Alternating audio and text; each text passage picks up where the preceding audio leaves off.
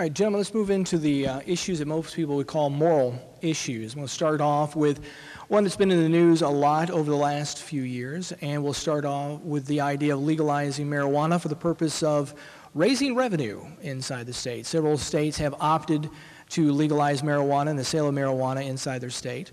There's been a recent movement on the Hill in Nashville to legalize marijuana for use in medical purposes like that. I guess I want to hear what your stance is on both those issues and how you would represent this county and this district on those issues on a vote. Thank you. Well, the idea of legalizing any type of drug for monetary purposes would be a terrible idea. The idea of finding ways to address medical issues is something that may be worthwhile studying. And this year, the legislature passed a bill that would allow the universities to study and do some tests on the cannabis oils with kids that have seizures and other issues that the cannabis oils have been proven to help them. Some of those scientists that we sat down with said within a year or two we may have some alternatives to marijuana that will have the same effects for those patients with serious enough issues that no other drugs can address their needs other than this. I think going down the road of legalizing marijuana causes a lot of other concerns and issues, but I think we need to be open to trying to find some ways to meet the medical issues that some of these people have. That does not need to be profit-driven. It needs to be done with extreme caution if we do anything, and the purpose of it needs to be to make sure we're meeting the medical needs of the citizens that are hurting and have those issues. But I think it's, if it was a yes or no decision today, my decision would be no, but I think it's worthwhile studying and trying to find some alternatives to help some of these kids and folks that have some very serious issues. Okay, just to clarify, because I don't want anybody to misunderstand what you said. Okay, I'm just going to ask you the question, yes or no. Legalizing marijuana for medical purposes, yes or no? I can't give you a yes or no. Okay. I voted today this year on exploring some other options that might help people. If it was a yes or no today, not knowing what the bill would say, I would say no. Okay, legalizing marijuana for profit and for sale to the citizens of the state? No. All right, that's all I wanted to know. There you go. Mr. Roberts, exact same question if you don't No mind. and no. Okay. Okay. Yeah, that no enough? and no. Yes, I'm completely opposed to both. I've talked at length to pharmacists. They tell me that Marinol, a lot of other products that are available and coming available, meet the needs that people are asking for, and so I don't see any reason to do that. All right, gentlemen, we'll wrap things up with one last question for you, then we'll give you an opportunity to make a final appeal. I threw this question out to the House candidate a little bit earlier. I'll address the same one to you. A number of legal challenges have been made against states that have a constitutional issue that defines marriage between a husband and wife. There's no reason to think that Tennessee will not eventually also have to undergo a legal challenge to that. However, in a number of states, the Attorney General has bowed out of even defending the law at all and allowed it just to, by lack of not showing up, allowed it to continue through the courts and be overturned. My question is, one, what is your position on defending this article in the Constitution? And two, would you seek legislation that would ensure that the Attorney General supports and defends the Constitution in a legal challenge? I'm going to start with you, Mr. Roberts. I want to make sure I answer your question with a yes. You know, sometimes when someone asks a question, you say yes, and they ask it the other way around. I am for traditional marriage. I am opposed to same-sex marriage, and I think that marriage should be between a man and a woman, should be defended, period. So I'm not sure if that was a yes or no to your question, but that's my answer. As far as the Attorney General, we should have a requirement that our Attorney General is required to defend unconstitutional challenges. So in both these instances, I have a very conservative position, and I think that we need to protect the institution of marriage as between a man and a woman, and we need to make certain that our Attorney General, if there is a legal challenge, that he takes up that defense. Mr. Evans, same question if you don't mind. Absolutely. As individuals, defending the traditional marriage is imperative to the future of our communities, but as legislators, we're sworn to take an oath in office to uphold that Constitution, and I will do everything we can do to defend that Constitution, those amendments, that change that you discussed that were approved by 80+% of our citizens here in Tennessee. You referenced it as if it could be a challenge in the future. We're under a challenge right now Basically, the court has already ruled against us, but has stayed that decision until it reaches up to a federal level, which is ongoing now. And so we could know in the next few months kind of where we stand on this. We have some real issues in Tennessee with how we select our AG and the leniency they have, but I will give him credit in this case that he has very actively sought to defend our Constitution on this issue. I wish he had done so on some other important issues like Obamacare, but on this issue he has defended the Constitution, but the legislature also has the authority to hire private counsel if we don't feel like he's doing our job, he's doing his job, and we will do so. We will defend the Constitution with everything that we have in us for as long as we can. Gentlemen, I want to thank both of you for being here today. You've done an outstanding job. I appreciate you being honest and open to your questions. I'm going to give you both of you 2 minutes to make a final appeal. And Mr. Evans, since you have the microphone, we'll start with you. Absolutely. As I said, I've absolutely loved getting to know this beautiful community, this district over the last 12 months. The people here have been so warm and inviting.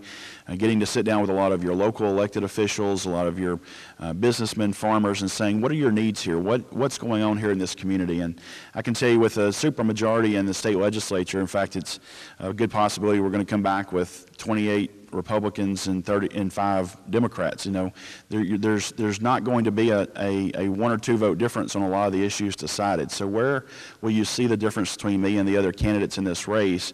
And it's twofold. One, who is going to be involved in this district? Who will be listening to what's going on in this district, plugged in with the chamber and the other organizations here to make sure that the needs are being met? And 2, who will be active in Nashville, listening to constituent issues, going to battle for the constituents when they have issues among different state departments they can't get resolved, or they have legislative needs that they need addressed? Who is going to do the best job focusing on those things for the district? And no one will work harder at that than I will. I have 6 years of legislative experience, many years of business experience, and a lot of experience being plugged in and involved in the community. And those 3 things will help me be the best senator for this community. I will work very hard. I will listen. I will be accessible to this district, and I will be honored to represent you as we move forward after this election. And Mr. Roberts, if you would. Thank you. First of all, it's just been a privilege to be here, and for your people who are listening at home. I want to start out by talking about availability and accessibility. I'm going to put my money where my mouth is. If you've got a pencil at home, write down this number. This is my personal cell phone number, and if somebody will call it right now, it will ring. So you might want to wait a few minutes. It's 615-815-5443. That's the kind of senator I was. That's the kind of senator I will be. You can contact me anytime you want. You can call me in the middle of the night. If I'm asleep, the ringer will be off. Beyond that, this is really a decision that people are having to make. It's a contrast.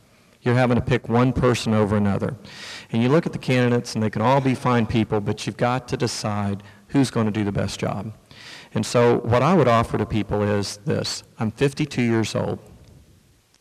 I've been married for 27 years, and I've had a 30-year business career, and then I decided to serve. I'm not a career politician like my opponent here. I'm old enough to be his father, no offense, and I've lived a little bit of life. My wife and I have been successful in business. We've lost everything and had to start over. We've had to deal with children. These are experiences that you get from living life, from going through some ups, going through some downs, getting some bumps and getting some bruises in life. And it was invaluable to me when I was elected to office at age 50 to be able to call on those experiences in evaluating legislation. How is this going to affect the people of Tennessee?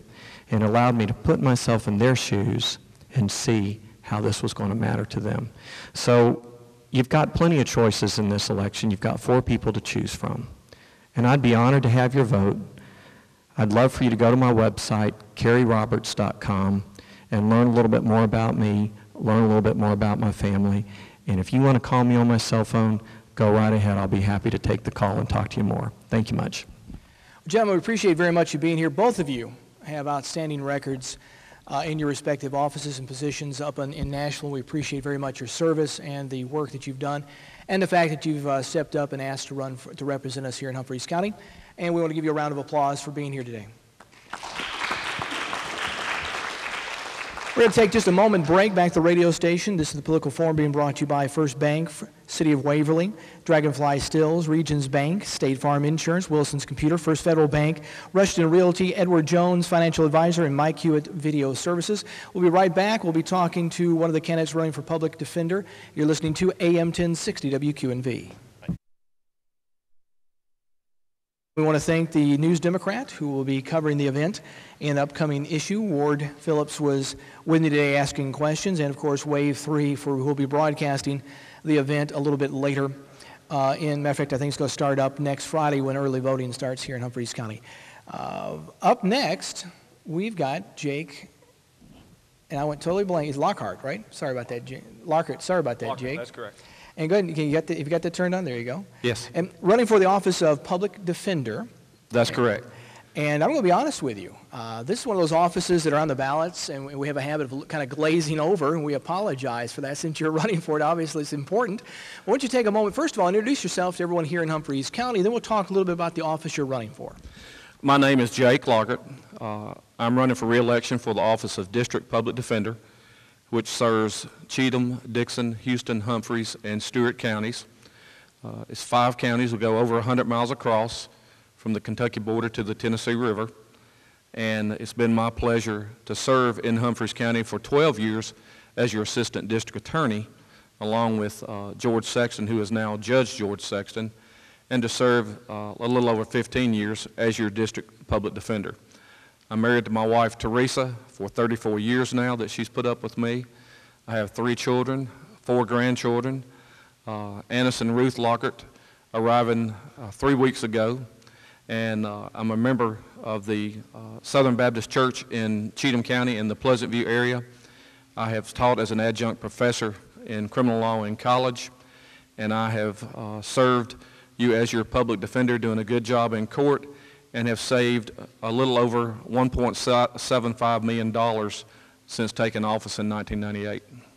Well, we appreciate very much you putting your name on the ballot, running for this position and this office. Why don't you take just a moment and about 90 seconds worth, I guess, and just kind of explain to everyone, first of all, what your office does, and secondly, why it finds itself as being one that we vote on. How's that?